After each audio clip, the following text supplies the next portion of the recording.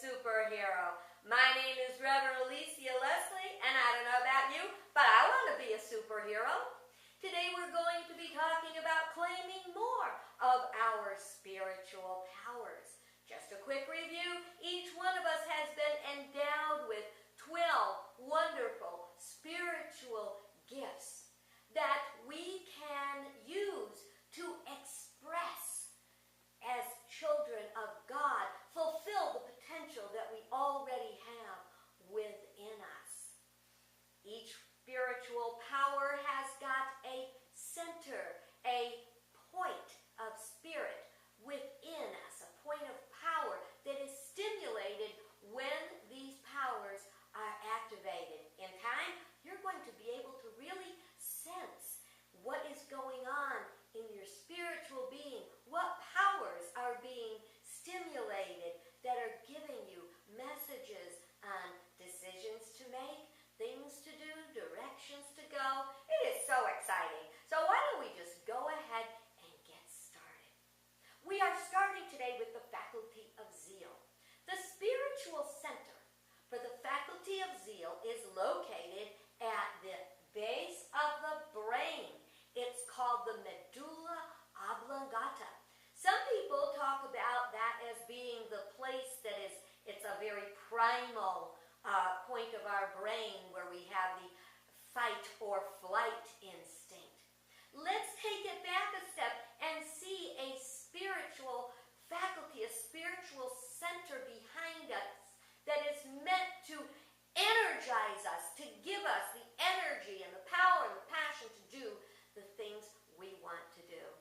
I love to tell people what Charles Fillmore said when he was 94 years old. He said, "I fairly sizzle with zeal and enthusiasm as I spring forth with a mighty faith to do that which is to be done by me." How do you feel? Do you get up in the morning and say, "Good morning, God," or do you say, "Oh, good God, it's morning"? Well, I invite you to take that power of zeal and enthusiasm and passion within you and send it forth to do wonderful things. The Bible tells us not to be flagging in zeal. To be flagging in zeal would be lackluster, apathetic. I know it happens to us, especially when we feel like things are not going right in our lives.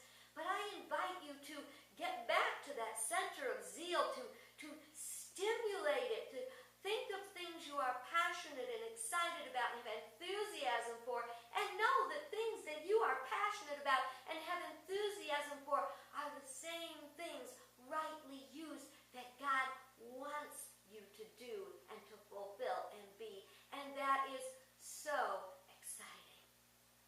Now, if we move down a little farther, we find the area of the throat. The area of the throat is where the spiritual center for the faculty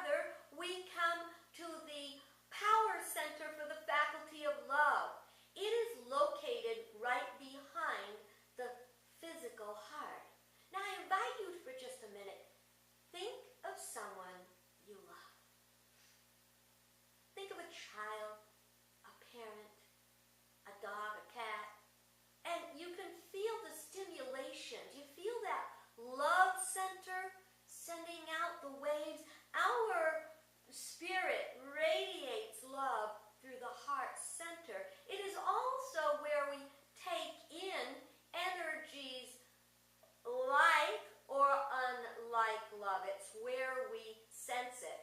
One of the reasons we have a lot of problems with love in our world is that people are confused. They confuse the emotion or the expression of what we call love with the principle that is love itself.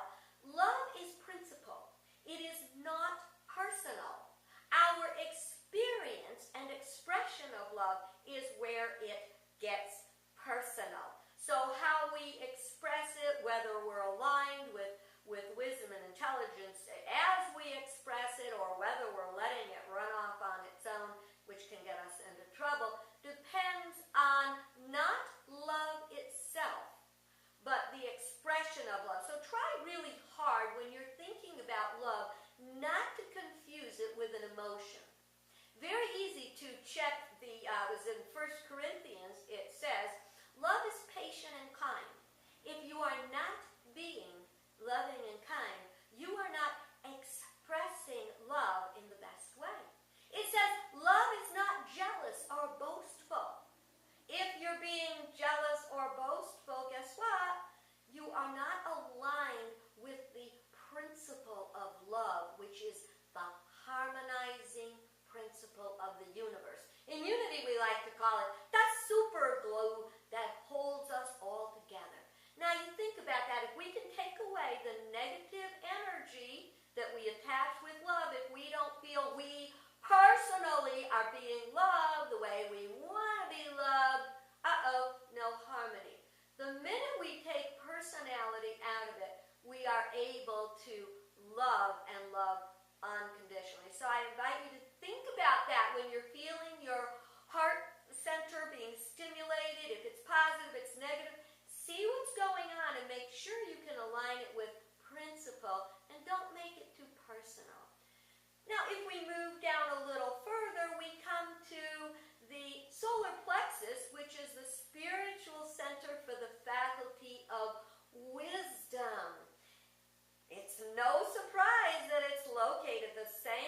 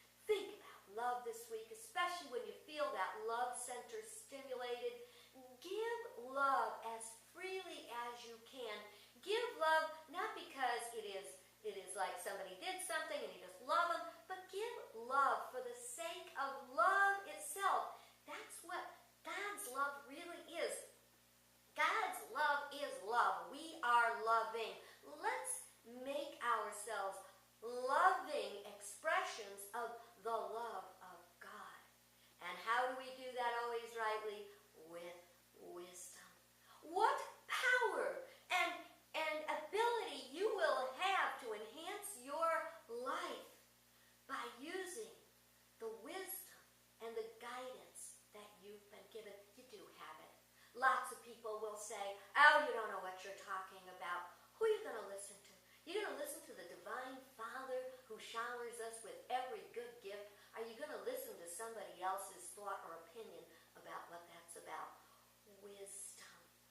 Listen to your spiritual centers and live accordingly.